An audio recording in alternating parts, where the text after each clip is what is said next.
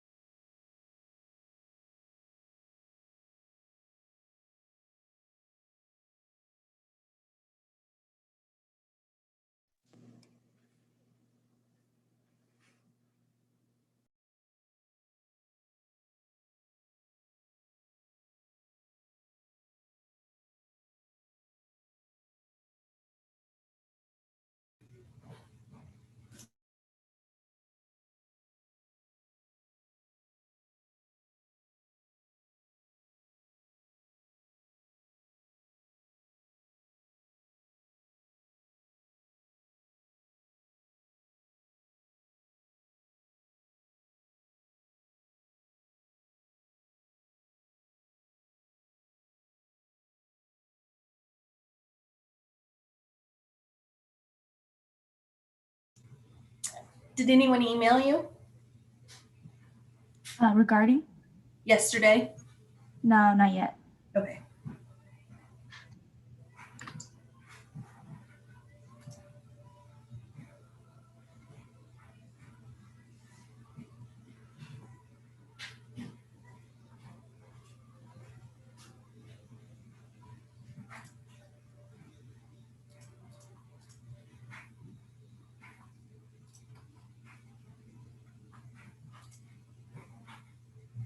How was your 58 perspectives yesterday? Well, you're half right. There were supposed to be 8 and there were 5, and they were lovely. And I still kept the conversation going until 4:30 because I have skill. I usually do too. Which is why I have them start at 3:30 because I don't want to talk until 5 on a Friday.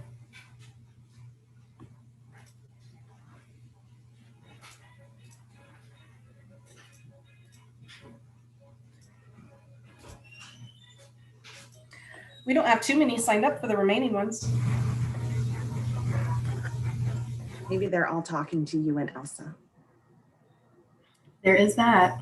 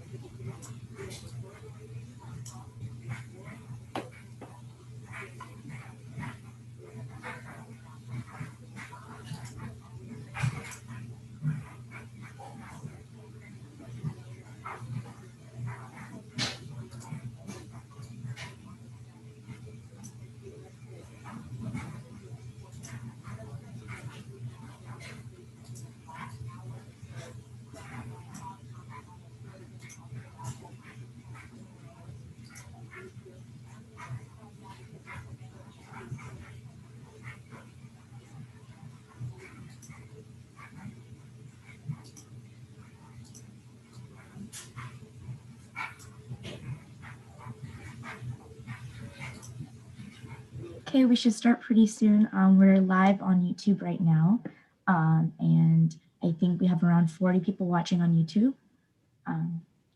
So maybe just give it a couple more minutes. How many did you say? I think around 40 are on YouTube right now. I was scared. I thought you said 400.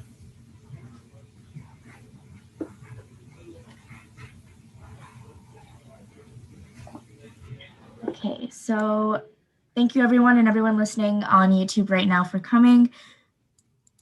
We're going to start with questions. So the first question that I'm going to ask, by the way, if you have any questions, feel free to check the chat box in the YouTube and submit them through the anonymous question form. We'll be checking those and adding them and asking them as they come in. Actually, let's start off with introductions. Heather? Did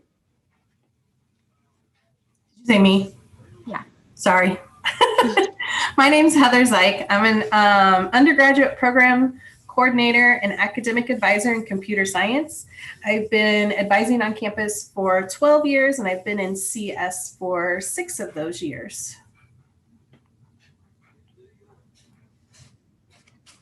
Elizabeth, next. Hello, everyone. My name is Elizabeth Gonzalez. I am one of the undergraduate academic advisors for computer science programs. And yes, that does include all of the CS things and CSX and stat and math and all of that.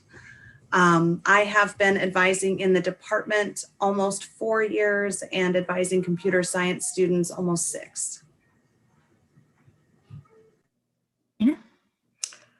Hi, I'm Katrina Jones. I'm also one of the undergraduate academic advisors, and I have been in CS at UIUC for going on 4 years, along with Elizabeth, and I've been advising for 13. Great. So we're going to start off with our first question here. Kind of just something to start off. What is the difference between CS plus X and CS? I know we've talked about this before, but maybe if we can just go over this for the students listening. What do you think would be the best way to, I guess, describe the difference between the two programs? I can talk about it if no one's going to. You want to, Elizabeth? Go for it. I can talk about it. So we do have 14 different undergraduate programs working on 15. And while there are differences between the programs, they are still similar. All of the students in our programs take roughly the same 8 core classes, anywhere from intro to CS all the way up to the dark and dangerous systems programming and algorithms classes. Then for what I like to say the big difference is your kind of secondary introductory coursework, and then your advanced coursework is where things are going to differ. So if you're in CS and engineering, the secondary coursework might be things like physics, whereas other blended programs, that secondary introductory coursework, for example, if you were in chemistry, would be additional chemistry courses that introduce you to that side of the program. And then your advanced coursework is usually a combination of computer science and the X subject matter as well, so that you can apply the computer science concepts more specifically to the X program. So it is not a dual degree, it is a blended program. Great. Just if anyone had questions more about that, please submit them through the anonymous form. We can move on to our next question here. How would you say the environment in CS is like? A lot of people say that it could be competitive. What would you say to combat that for a student who might be scared? Well, I will say I tease a lot of my students when they get here, no matter where they come from. I will tell them that they will automatically adopt that Midwestern vibe, whether they like it or not. A lot of the students that I hear from that have peers at other institutions, I mean, you're still going to get a great education. You're still going to have great faculty. You're going to have great classes and stuff. But something that I always say that we can't create, that we are lucky that we have, is that our students aren't competitive and keep hush hush, like, oh, I'm not going to tell them about this opportunity because I don't want them to be ahead of me. Where I hear that stuff goes on at other universities, here it's very collaborative and very helpful. I mean, a complete stranger can walk into one of the RSO's offices, which isn't rare. Usually I'm pulling them in, but a complete stranger could walk in and say, hey, I have a question about this. And usually there's multiple people that will get up and want to help that person. And that is an environment that, as advisors and people in administrator and stuff, they they can't make that happen. So we're very lucky that we have that kind of culture on campus. Any of the other advisors have something to say on that? If not, we can move to the next question. Okay, our next submitted question, because we're going on anonymous question submissions now. How does one get an internship as a freshman? Are there any requirements? Based on your guys' knowledge on just how freshmen get internships in general. Freshmen can get internships. I usually tell them to look towards the bigger companies. They have a lot of kind of introductory programs for specifically for freshmen. The smaller companies and startups aren't going to typically have stuff like that. But they are trying to woo you to come back. Once you know more, they want you to come back when you can do more for them. So there's definitely stuff where you can get to work on things. It just depends on what your level is. But there's definitely opportunities out there for freshmen. Great. I would definitely add that from my experience, freshmen usually don't get internships, but it is possible if you go through different resources like Research Park and like stuff like that. So if you want more information on that, you can look that up. Next question. Can someone do a double major? And specifically, this question is regarding business and computer science. What would you guys say regarding that? That is the 1-2 degrees that will not work together. But I'll let someone else talk about double majors. Officially, if you wanted to do computer science in the College of Engineering and any business degree in the Gies College of Business, it's not going to work because both programs are too competitive, and business says you have to start with us and engineering says we can't be second. If it is one of these CS programs in one of our other colleges like liberal arts and sciences or fine and applied arts, there's a possibility, but a lot of our majors as well, I'm going to pick on fine and applied arts like computer science and music. It's very lockstep that you must take this and then this, and things are only offered fall or spring, and that makes it really tough to add another major in with that. For most students, we recommend that you major in one and minor in the other, and there's still a lot you can do with that additional coursework. I noticed, Katrina, you were also shaking your head. Do you have any comments regarding that as well? No, I will say that the general possibility of being able to have a dual degree, which basically means you're seeking a degree in a different college outside of college engineering, is possible. It just depends on what you choose, where you are in the like the flow chart of things, how many, what kind of AP you're bringing in, what kind of time you're kind of quote unquote buying yourself in order to be able to complete the degree. But computer science is so competitive that that has to be very strategically planned. Thank you. We can move on to our next question here. How are the computer science classes structured at U of I? I'm not sure what specifically they're referencing here, but if any of you have any answers to that. If not, I can maybe bring in some student experience. I know that when you first come into U of I, you're going to start off with your basic 100 level classes, which first one is 125, which might be different for you guys. I think it'll be 124. Yeah, 124. But I think it still starts with Java. And the next class you take will also probably be Java and possibly C++ halfway through. And then you'll start with more C++ your next year. That's the basic structure that I can give out. I don't know if any of the advisors have any more. I would just add that in the beginning, you're going to be in the larger classes. And as you move along in the program, they begin to get smaller.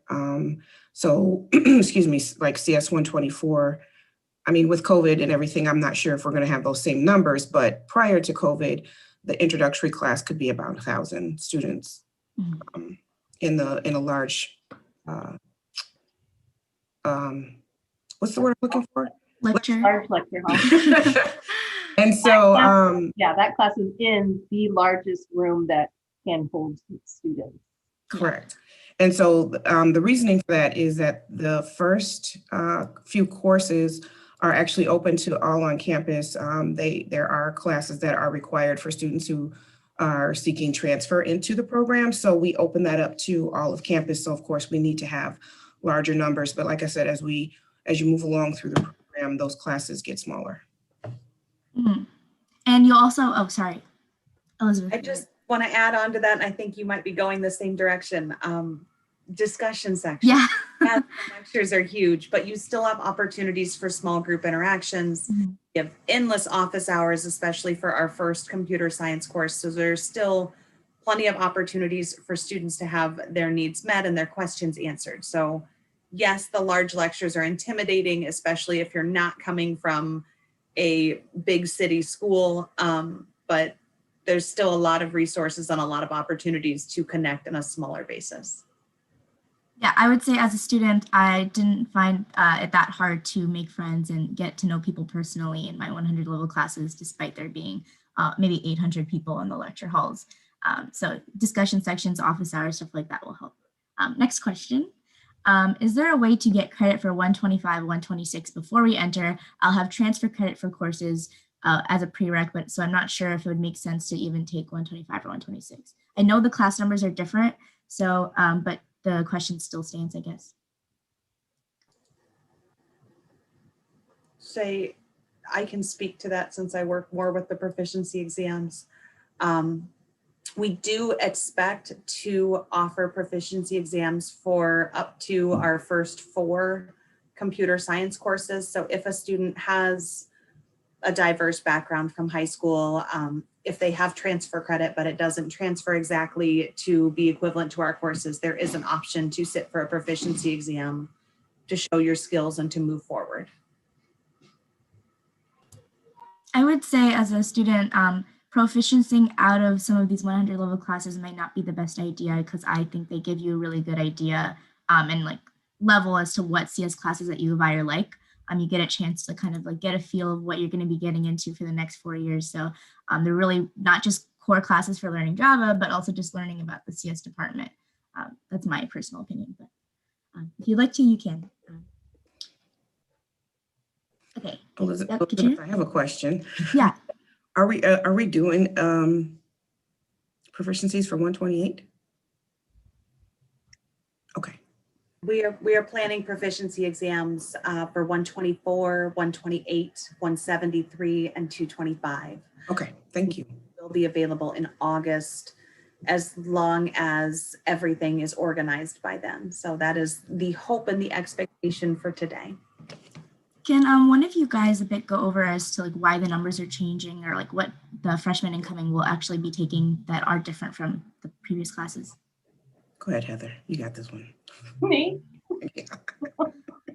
I- Well, I would say that especially in CS, everything is always changing. I mean, and that happens a lot with different degrees across campus because, you know, new things are evolving into that major. And so with this, they can't just change the class and not give it a different number. So they're restructuring a little bit of the class. So where it used to be 4 hours in 125, now it's going to be 3 hours. And they're taking that 1 credit hour and tacking it into something else later on for the degree. 126 was only open to students that were in the CS major. Well, now they created 128, which is going to be open to all students. And it's going to have that, it's a very labor intensive part of it is that code review sessions. So those code review sessions are going to come later and just for the CS majors. But that's going to give minors and other people that experience that's going to help prepare them for 225. That's what 120, 128, 126 does. So it'll be more fluid for them in their knowledge to move forward and stuff, but still have that component later on for our majors that need that more intensive code review. So A lot of times we just have to change the numbers because the credit hour changes or the syllabus changes enough or the title changes enough that they're like, yeah, you can't, that's too much. So you got to change the numbers. So a lot of it is the same, but you will hear distinct differences too. Great. Just thought we'd give a little precursor because we were talking about all these numbers and we didn't explain. Yeah. Okay, next question. What are the placement tests CS majors have to take? Is the ALEX assessment something we need to take a lot of time to study for, like the ACT or SAT? Go ahead, somebody. Elizabeth? So the ALEX test is required for every single student coming to campus. Even if you already have completed every calculus course that exists, you still have to complete the ALEX assessment. I think something new this year. I was gonna say something new this year is they're not even going to let students go through summer registration if they haven't completed their ALEX exam. Where they were a lot more flexible with that in the past years.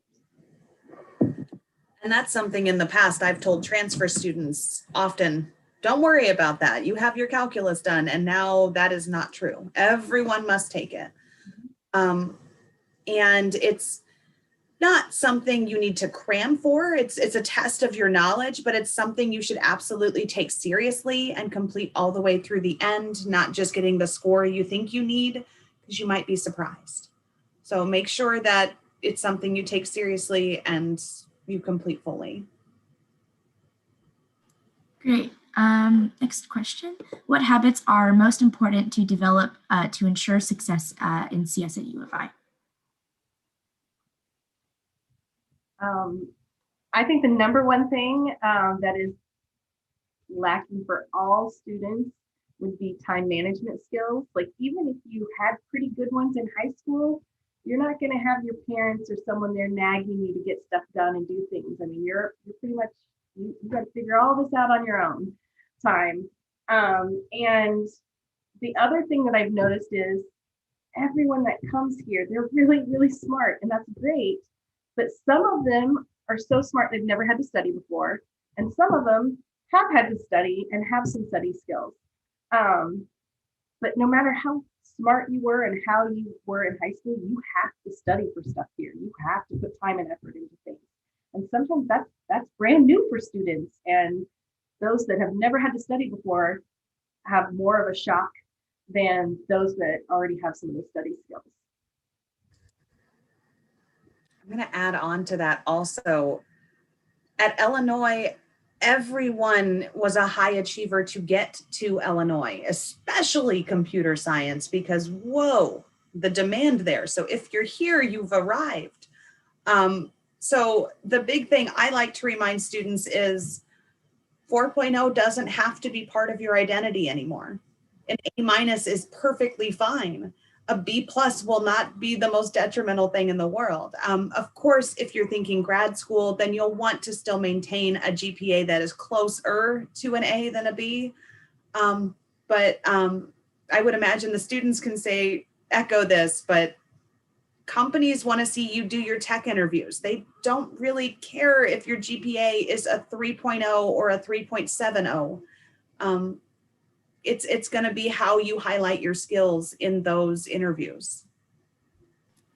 Yeah, as a student, I definitely echo that. I think that you have to kind of relearn your thinking. You come from high school and you have to realize it's okay to fail sometimes in college. A lot of people do it. In fact, they do it their first semester freshman year most of the time.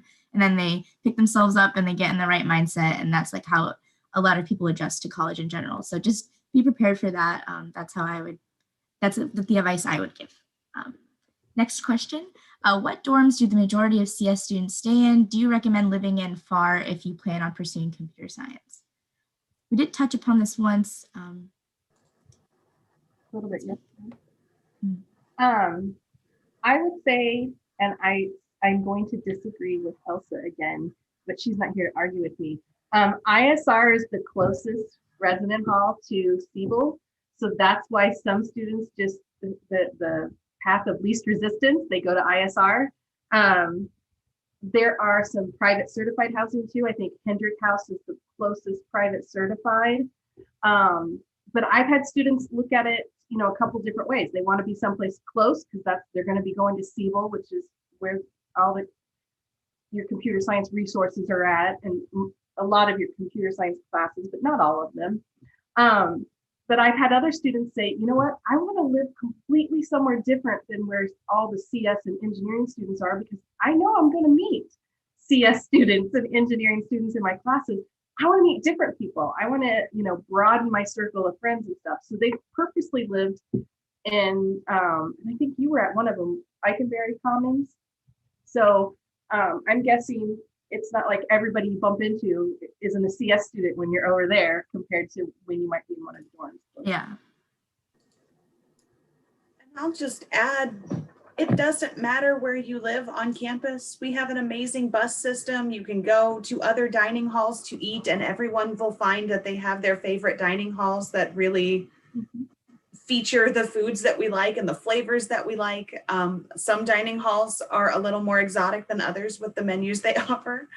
And again, and this is something, again, once we get closer to campus, how many CS students live in Siebel? I mean, not really live in Siebel, but kind of live in Siebel. So yes, your dorm is a place that you will officially be and is where your things will be.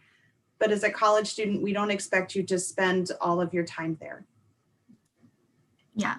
And I'd say there are also some LLCs, living learning communities, you could try out. Whimsy is Women in Math, Science, and Engineering. So if you'd like to go there, you can go there.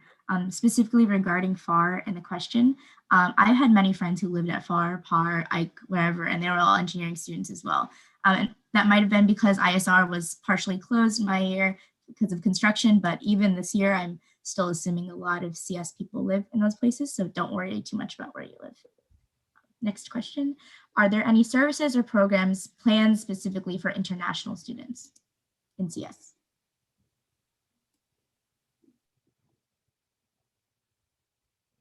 I'm not sure what they're looking for in the answer to that one.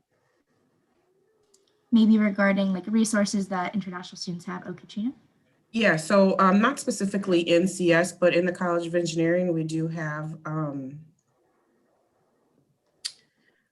international student service, not internet, that's ISSS, but we have international student programs that is run by Lori West? Dr. Lori West. She just successfully defended her dissertation last week. And that's why it took me a second. Anyway, she runs the international student program for the College of Engineering. She will more than likely have all the new student information coming in as international students, and then you'll begin to see communications with her about certain things, opportunities, resources, and programs that she will be facilitating so that you can get acclimated with your international student peers as well as the campus as a whole. And then of course there's international student services we call ISSS on campus, who will help you with your visa status, as well as, you know, OPT and CPT, am I right? And as well as if you want to, or if you need to, for some reason, go back home or whatever, they will help you with those things. Okay. I would just like to echo there. I had completely forgotten about the events that Lori West puts on in engineering, because it's been so long since we've been on campus. But I've attended a number of those international dialogue events where they invite international and domestic students to come together. They offer amazing food from all kinds of places, and it's free. But it's an opportunity for students to come together and have awesome meal and great conversations with other international and domestic students from different areas, and just hang out. We can talk about cultural things, or we cannot talk about cultural things. And it's just another opportunity to connect, like Katrina said. And those events were always really great. So I'm sure there's more things happening virtually now, but hopefully some of those on-campus events continue back up in the fall. Great. The next question might be a bit out of your guys' scope, but I'll ask it anyways. Is there a recommended laptop for admitted CS students? I'm seeing no. My answer is always just go with what you're comfortable with. I've heard from faculty it needs to have a certain amount of drive and memory or something like that, but it doesn't have to be, like a gaming laptop with all of the things. It just has to be something that works for you, that has some free space to add on some other programs. I would say that most people are split between Macs and Windows laptops, but there's like Lenovo and you can go on and on. But you might want to ask this like one of the student leadership panels to get some more proper advice. Next question. Are the CS courses more theoretical, application-based, or a mixture of both? Yes. You might be able to answer this question a little bit more because you're the student taking these courses. So yeah, I had this question asked recently as well. I would say that one of the other students answered this, and I'll reiterate what she said. A lot of the entry-level courses are going to be like a good mixture of both, I think. It honestly depends. Like 225 is one of the courses you'll take your sophomore year, most likely. That one is a really great mix of both theoretical and application-based, because it is one of those precursor, like really core classes for like internships as well. And the department knows that. But as you take more higher level classes, I wouldn't know because I haven't gotten fully there yet, but I'd say they might end up being more theoretical. I don't know, maybe one of the advisors would be better off. I think it depends on what focus area you're going into. Yeah. And what the basis of that class is. When you mentioned something, it made me realize I like students to know with 173, which is your discrete structures, and then 225 is your data structures. I really try to let students know that those are your foundation courses. And if you build that solid foundation in those two courses, which, one is mathy and theory and the other one's coding and stuff, if you build that solid foundation, it's predicted that you're going to do well in your courses moving forward. So try not to overwhelm yourself. I'd rather see you do really, really well in those courses than try and get a bunch of other stuff done when you're taking those. Yeah, I'd say a lot of the beginning classes, like 126 is very much application based, but you'll be taking a theoretical class at the same time, or the numbers will be different, but the concept will be the same. So you'll get a good combination of both. Next question. If I was admitted to math and CS, could I still do one of the CS plus X programs? Is there a limit on the CS or X courses a major can take? That sounds like two questions. Yeah. Sounds like the first question is, if I am a CS plus X major, can I major in other CS plus X? Is that what the question was, or did I? They said if I was admitted to math and CS and LAS, could I still do one of these CS plus X programs? I can't tell if they want to transfer over or if they want to double CS plus X's. I'll answer that then. I think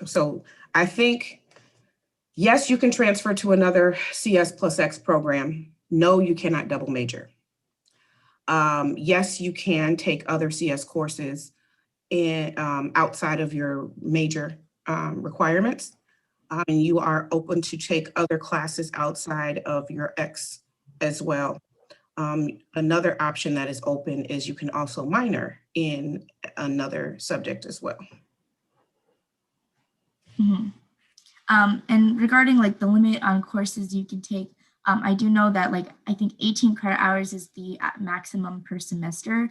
Correct me if I'm wrong. Yeah, per semester, but for the degree, it's how many you can reasonably fit. Mm-hmm. Each semester. Yeah. And reasonably, 18 hours is probably not as reasonable depending on what group of classes you're taking. Especially if you're taking CS classes. So I'd say the most people just take around 15 credit hours a semester. So however many of the classes that ends up being for you, it'll be like that.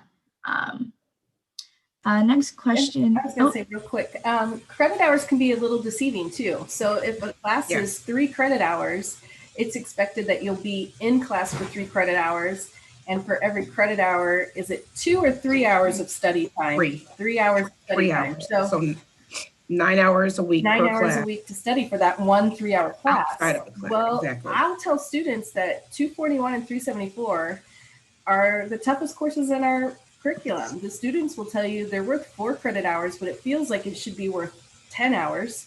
And they have to put a minimum of 20, and again, that's a minimum of 20 Average. hours each week just into that one class. They're completely different in subject matter and what you have to do, but the time It's the time management and the consumption. intensity is high.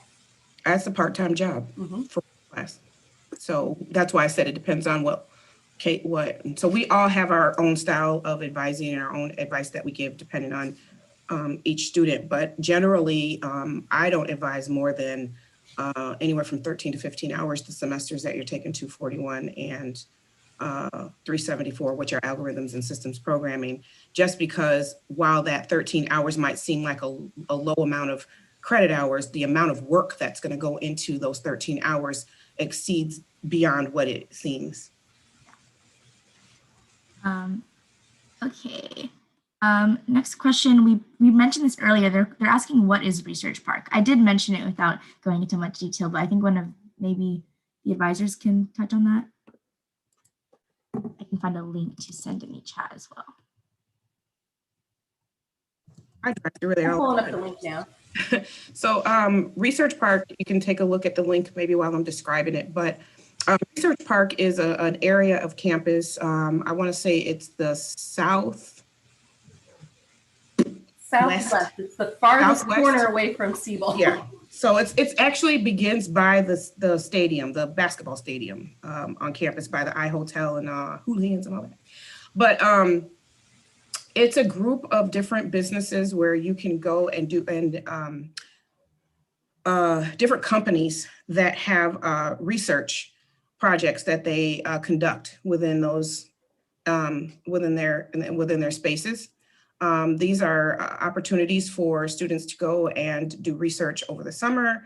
I think you could do it. Some do it during the school year, but there are companies like Cargill, Yahoo.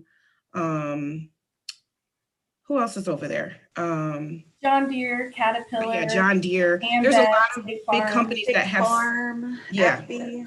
Yeah, so there's a lot of big companies that have a space within that area.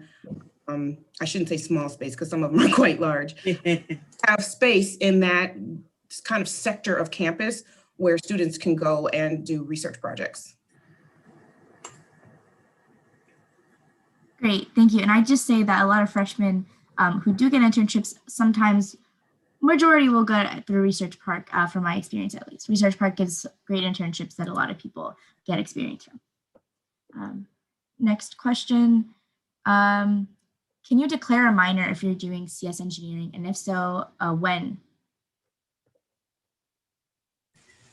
Typically, the campus rule is that it's after you've completed 30 hours or after your freshman year. And you can put up to 2 minors in the system. So there are some students that will do more than 1 minor, but it's very easy to fit a minor in with your CS major. My advice about minors is if you are planning to declare a minor, that's something that you're going to want to talk to your advisor about during your freshman advising appointment in the fall so that they can help you plan accordingly. That doesn't necessarily mean you're going to actually be able to declare the minor at the time, but at least you can have a game plan of when those minor classes, technically you can start taking those classes before you declare the minor, but and it depends on which minor you declare, whether it's a competitive minor that you have to apply for, but generally you can declare it after 30 hours, but you can work on it prior to.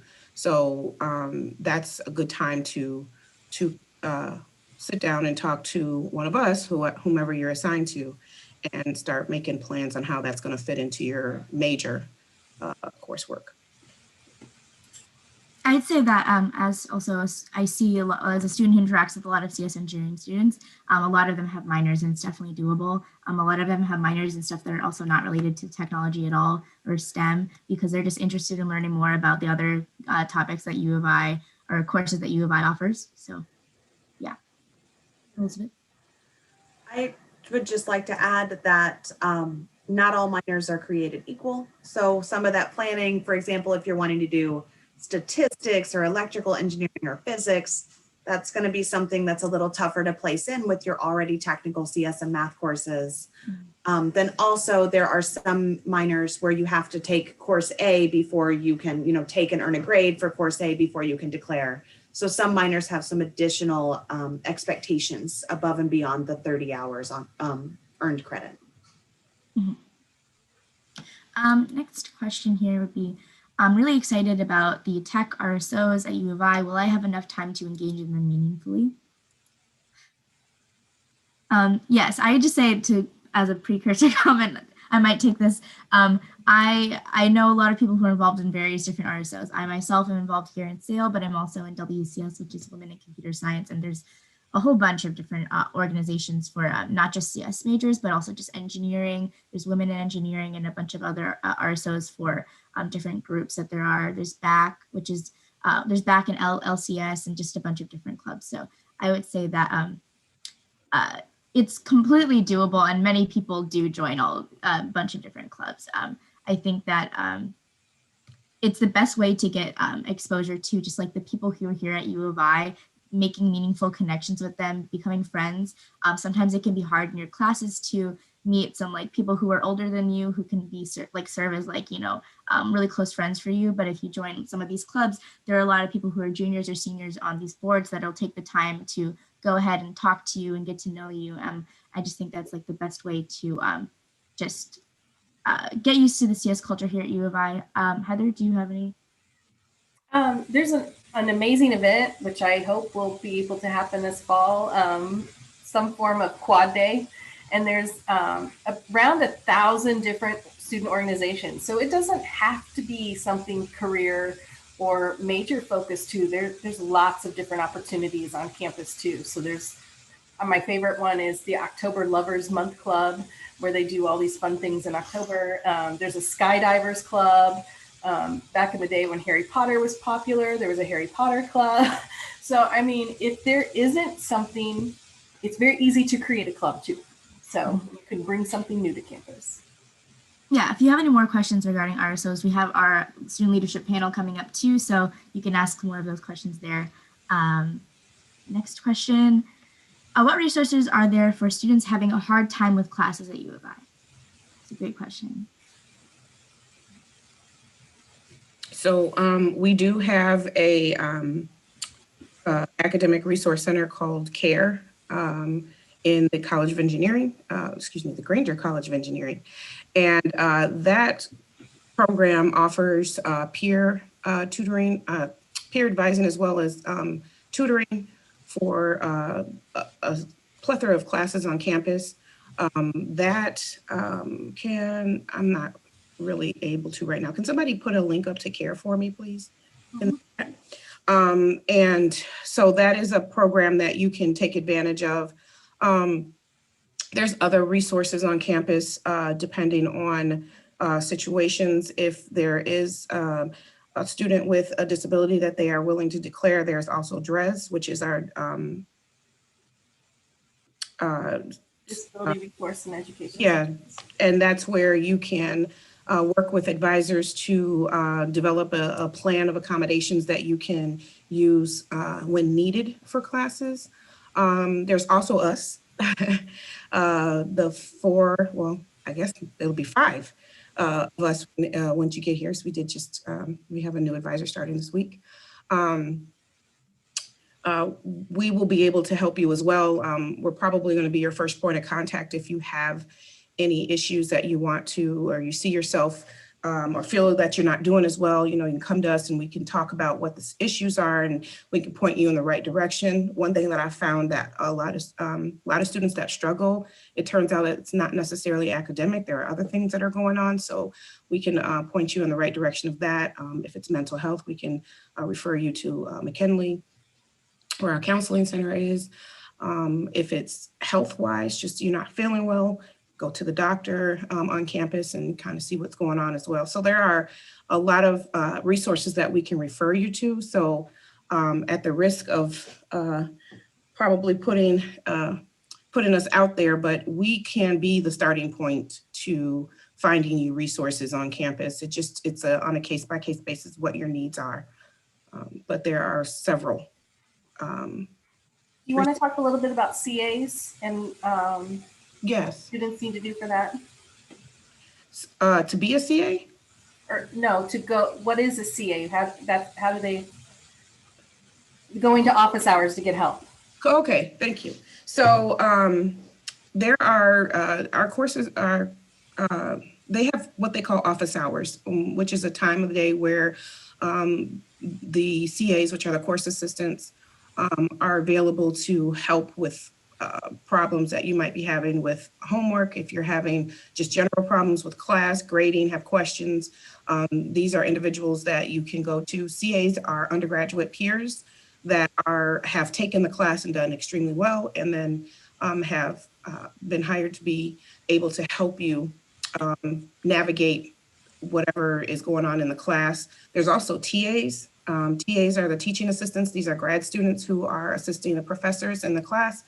They also can help you as well. The uniqueness of office hours sometimes is that it can, well, pre-COVID, of course, it can drum up a group of your classmates who might have the same problem, or they might have the same question. And before they even get to see a CA, they sit in a group and might even resolve the issue before they even get to see someone. So that's an opportunity for you to work with your peers very carefully, of course, because we don't want to violate any academic integrities, but just definitely an opportunity for you to probably seek help in a place you don't even know you're going to find help. So office hours are very helpful. Just a little side note, I have talked to one of the professor for systems programming, and he told me that what he notices in his class is that students that regularly visit office hours tend to do better. So it's one of those things that you don't want to take for granted. You definitely want to take advantage.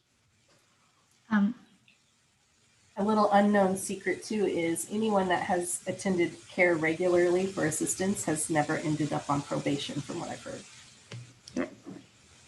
I have to say, as a student, from that student perspective, office hours are great, and many people should take more advantage of them. As a freshman, CS office hours are extremely helpful, and a lot of people go to them. But for non-CS related classes as well, definitely take advantage of that, because there might not be a lot of people there. You can get the TAs to yourself or the CAs to yourself and just ask them questions, and you can just sit there and do your homework. You don't necessarily even need questions for some of these office hours, so they can be really helpful. For care as well, a lot of people go more than you think, so don't be scared to ask for help if you have any. Next question, what resources or clubs are there to support minorities in the CS department? I know there's WCS, Women in CS, BAC is Blacks and African Americans in CS, LCS is Latinx in CS. So there's a bunch of different clubs there, but I don't know if one of the advisors has something to say regarding that as well, just resource-wise. Well, since I'm one of the advisors for BAC, I can speak to some of those. Well, like she said, there are resources. So when she says that these are resources, just to get an idea of what our RSO members do is they have their space where they hold what they call office hours. It's an opportunity for any student. So even WCS, you don't have to be a female to come there, but you can go there and sometimes get some peer help, ask some questions. It doesn't necessarily have to be about homework, but they can maybe learn some advice in that area as well. BAC does the same thing, and I believe LCS is planning to have office hours this year. I think I heard that as a rumor. They didn't last, well, pre-COVID they didn't, but I think they were kind of regrouping at that point. So that's something that is going to be offered, hopefully be offered this fall. A lot of students really once they get connected in that way, they kind of lean on each other. That's one thing that I've noticed with the students in back is that they have, no pun intended, they have each other's back. So they are not sounding corny as heck, right? So, that's another resource. Like I said, sometimes there's those unknown resources. So you might be looking for one thing and you might come across another in that space. And so that's something that I've seen helps as well. Campus wide, there is BNAC, which is Black.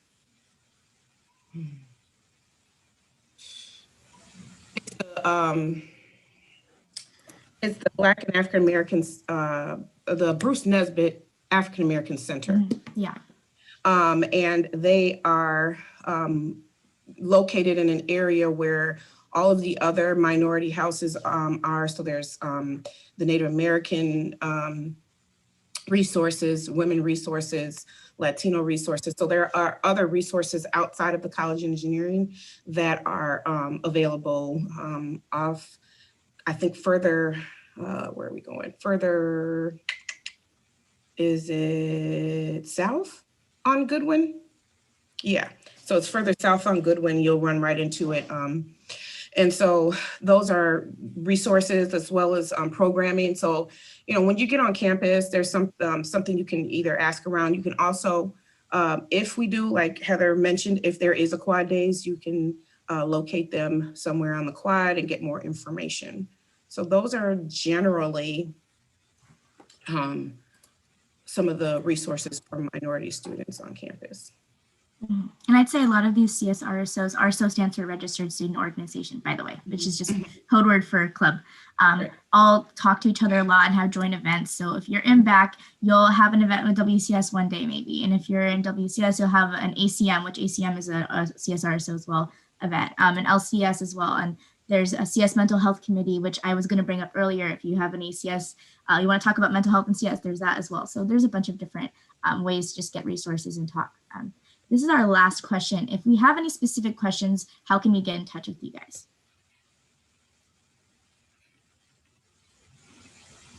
Email. Email me.